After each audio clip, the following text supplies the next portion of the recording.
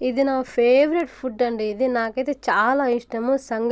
సంగటి అంటారు కదా! అలాగే సంగటిలాగే దీనికి నేను చారు చెప్పాను కదా! టమాటా చారని. ఆ టమాటా చారు ఏసుకొని తింటా ఉంటే అండి సూపర్ అంటే సూపర్ కాంబినేషన్ అండి. మీరు కూడా ఒకసారి ట్రై చేయండి. నేను చెప్పాను కదా! పప్పన్నం అని.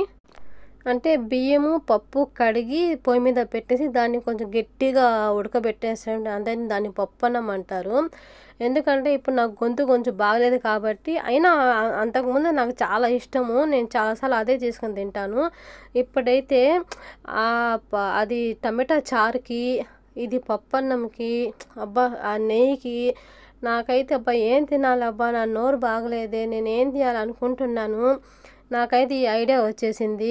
మీరు ఒకసారి ట్రై చేయండి. ఎందుకంటే ఇప్పుడు ఈ కాలంకి కొంచెం చేంజ్ అయింది కదా! క్లైమాట్‌కి అందరికి చాలామందికి బాగలేదండి. బయట వాళ్ళ చాలామందికి పాపం అందరూ ఆ దేవుడే చెప్తారు కదా! ఉన్నట్టుగా భారం దేవుడి మీదే ఏసేయాలి. కానీ ఇది ఇలా చేసుకొని తినండి. నోటికైనా కూడా చాలా టేస్ట్‌గా పుల్ల పుల్లగా కొంచెం చాలా టేస్ట్ ఉందండి. ఒకసారి ట్రై చేయండి మీరు గూడా. ట్రై చేసి తినండి. ఏం కష్టం ఏం లేదండి. అప్పుడప్పటికే ఒక అరగంట, 2 అయిపోద్ది. తినేసేయొచ్చు. కానీ మన నోటికేందంటే చాలా టేస్ట్ అనిపిచ్చింది నాకైతే. మీరు గూడా ఇష్టమైతే చేసుకొని తినండి. నా ఛానల్ గానీ మీకు నచ్చితే లైక్ అండ్ సబ్స్క్రైబ్ చేసుకుని నా ఛానల్‌ని ప్లీజ్ అండి. ప్లీజ్.